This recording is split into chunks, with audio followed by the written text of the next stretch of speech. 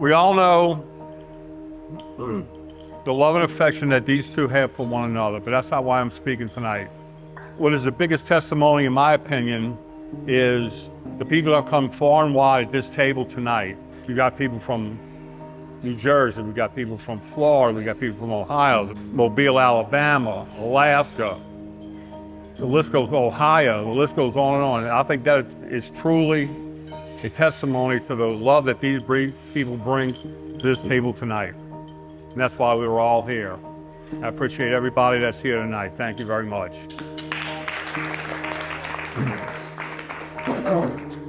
Tristan. Where do I begin? I can begin by saying this. You are a challenge in such a beautiful way. And we bonded as, stepdad and daughter and all this stuff, and it was good. And I've never seen a 4-year-old throw so many pine cones in the ocean. Do you remember that? Okay, well, anyways, she took all these pine cones and just threw them in there, and we spent a whole afternoon in Panama City Beach, and it was amazing. It was that day that I was like, man, this is special. We bonded. So to keep this, sweet and short, I'll say this. You're amazing. You've turned out so great, and you're beautiful, and I'm so proud of you and John.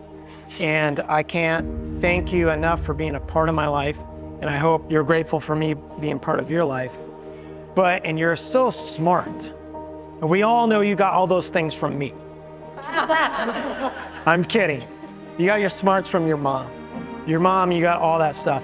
But one thing you did get from me is if you had a yellow balloon and it popped, and you had to hide it, you put it in your nose.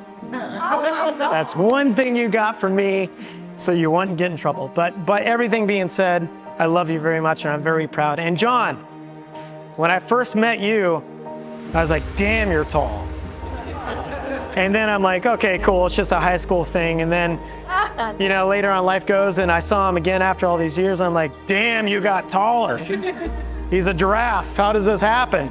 But anyways, I love you, man. And I could not be more honored than to have you taking Tristan as your wife. I'm so proud of you guys. High school sweethearts, little dismay and all that stuff. And then you're back, and we're all here together. Very grateful, very honored to be part of your wedding, to be playing it and being all this with all of our family and thing. I love you two very much. You guys don't even know. And so let's congratulate them.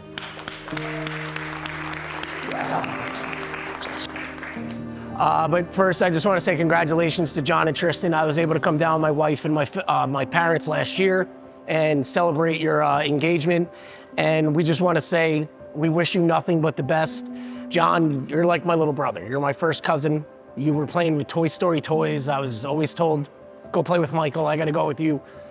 I've been coming down to Louisiana for 20 years now, and Aunt Michelle and Uncle John, you did a great job. We love you. You are a good person. You have a good heart, and you're going to be very successful in life.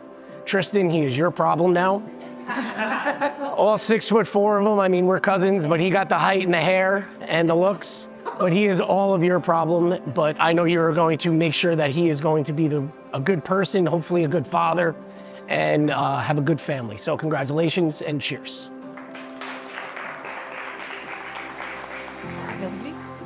Go to sleep.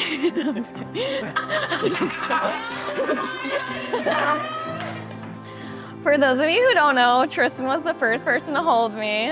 It doesn't really matter right now, but I just thought I'd say that. My earliest memories of Tristan and John, I was probably 6 or 7, maybe 8. But I remember John shaving his head for the first time, and that was really scary. And then I remember every high school dance they went to, I would cry because I couldn't go. And so I think that their relationship being rooted in a bad haircut and having to figure out how to deal with a distressed child just shows it's gonna last. It's so real.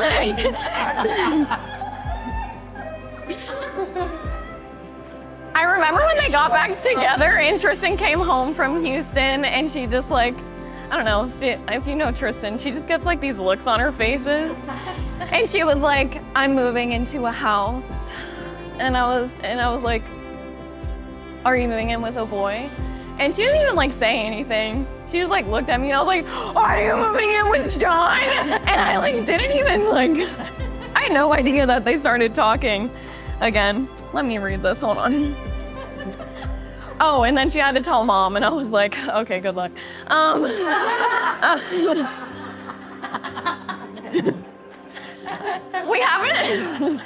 We haven't really had a relationship until like 4 years ago because that's when my like frontal lobe developed. But now we're like besties and now she's getting married. I love you. And I also love John. He's okay. Yeah.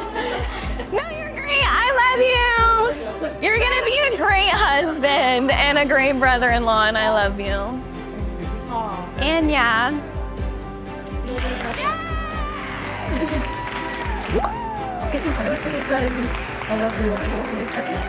I love you.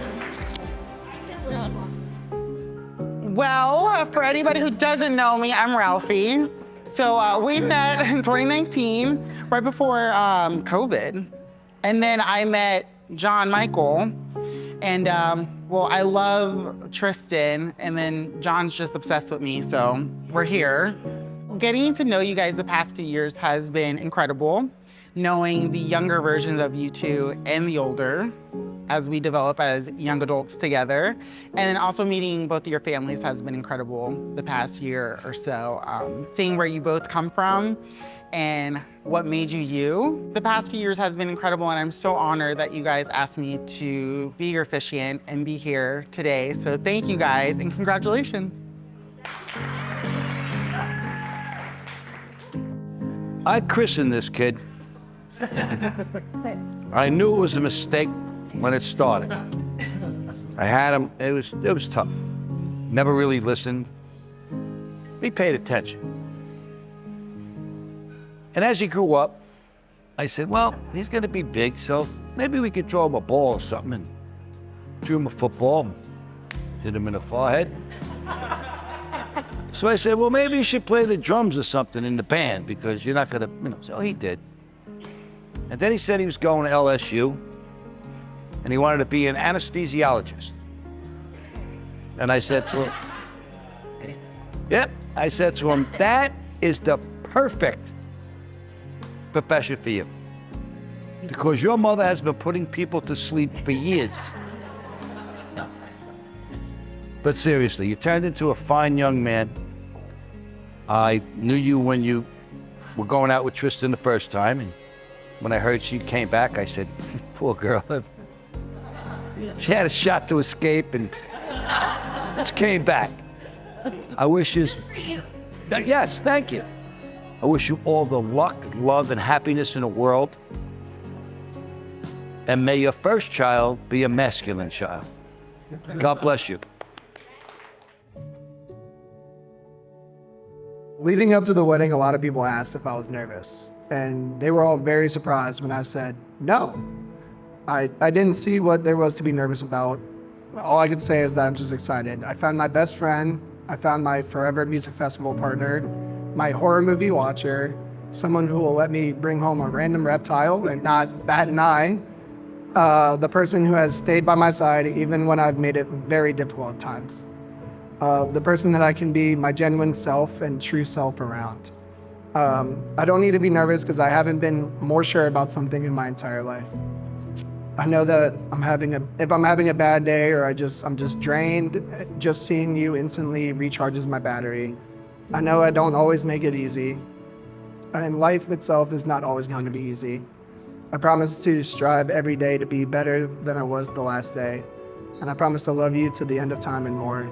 If I could live life again, I would repeat every mistake so long as it leads me back to you. So, as Franz Kafka said, if a million loved you, I am one of them. And if one loved you, it was thee. And if no one loved you, then you know that I have died. Muhammad Darwish wrote, I have passed by many eyes that only got lost in yours. And Adam Abiziaya To be honest, you were never the girl of my dreams because my dreams can never conceive just how beautiful you would be. And lastly, you're the closest to heaven that I will ever be. And I'm never going to give you up. I'm never going to let you down. Shut up. I love you.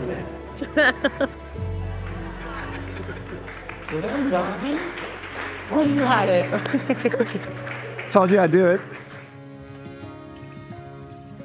On this day, 13 years ago, we started our journey together. It's a day that has stayed with us over all of these years. 3/8/11. We've come from young teenagers who only cared about football Fridays and swimming in the river to having this big, beautiful life together, full of life, love, dreams, and some would say too many pets. I loved you all of those years ago, but I love you so much more now. You see me at my worst, but still every day you look at me with this sparkle in your eye. It just makes me smile, no matter what's going on in our life. I didn't have to wait years to find someone who treats and cherishes me like you do. I've had you all along. I've had you since 2007.